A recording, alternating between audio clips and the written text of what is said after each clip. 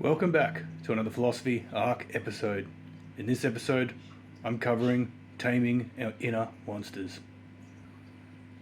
Now, our monsters go back to the caveman era and beyond. They go back to our most base animal instincts. Beneath the human brain, we have the monkey, and beneath that we have the reptile. Now, our reptile likes to lay in the sun and eat one mouse a week and do nothing, and then hide under a rock in the colder periods. Our inner monkey loves to swing from trees, go absolutely ape crazy, and have monkey turf wars. And back in the day, if we had a problem and if we couldn't sort it out with rocks or sticks or beating it with such objects as rocks or sticks, well, eventually we discovered diplomacy and the verbal language. And then we could hash it out in a mature adult dialogue based way. Granted, our cavemen and monsters still live within us every day. There you have the little voice, in part, that is the gremlin on our shoulder, in the back of our head. They're the voice that says, come on, just 5 more minutes. But hey, who's really in control here, folks? Us? Or the caveman gremlin voice up here and the body, or the monster, or the beast?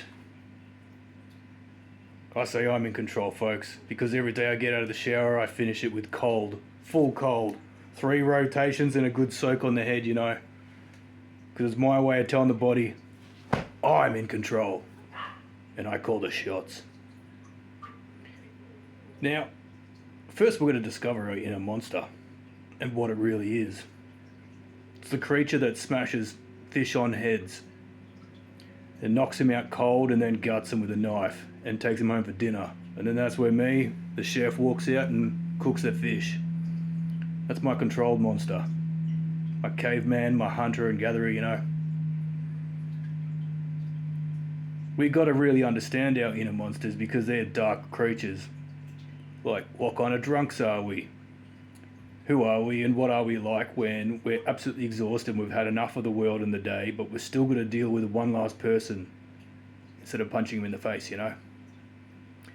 Self-control and self-regulation of emotions, anger, resentment, being fed up, We're going to control ourselves in public, people, because it doesn't fly anymore. There's not just a 1-2 over the head with a rock and push them down the cliff no more, folks. It's now the legal system that we apparently all abide by and our tax dollars covers, but well, that's a story for another day. Anyway, first we've got to identify our monster, work out who and what it is, give it a name,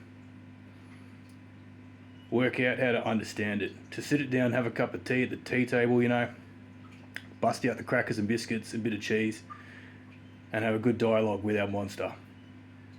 Then we're going to identify how to integrate our monster into daily life. And that's another part of it. We're going to work hand in hand with our best and worst of ourselves. And that includes holding hands with the monster and using it in daily life. You got a hard day's slog, you tap into the monster, for extra strength and energy. You'll find yourself like me once, trapped in the bottom of a gorge while it was flooding. Do I swim out? Do I climb out? Do I wait for help? Nah.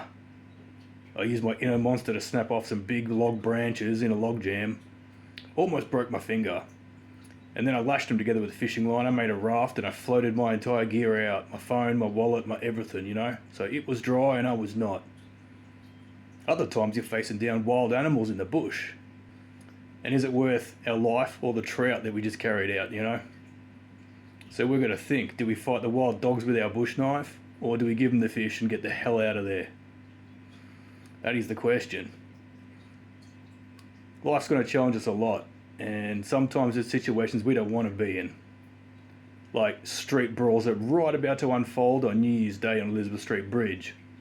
And say, hey, they just flicked a cigarette at me, and I could probably push them off the bridge in front of their friends, but do I want to knock them into the yard and have to deal with all the repercussions of getting gang-bashed by a bunch of idiots who are backing up their moron mate, And that's the question, folks. That is the question. How much of our monster are we willing to let out of the cage? And how do we want to utilize our monster? So once we've understood our monster and we're using it in hardship and times of trials and tribulations, you know, we've got to put it back in the cage, you know. It's like turning off the Hulk and sending him back to his normal human form, you know, or deactivating Jason Bourne. Now, there's a lot more to unpack on this, and I'm just covering the tip of the iceberg, but if you enjoyed this concept and this conversation and had a good listen, well, get out there and do a bit of research. Because there's a lot out there that covers the monster, maintaining it and disciplining it and taming it. It's Phill-osophy Arc. Love myself, love you all. Catch you later, folks. Hey, Future Racer here. If you're finding the Phill-osophy Arc series inspirational, educational, entertaining, humorous, or it's giving you a little smile, think about liking and subscribing. If you have a family member, loved one, or friend who you think could equally benefit from this series, think about sharing it with them.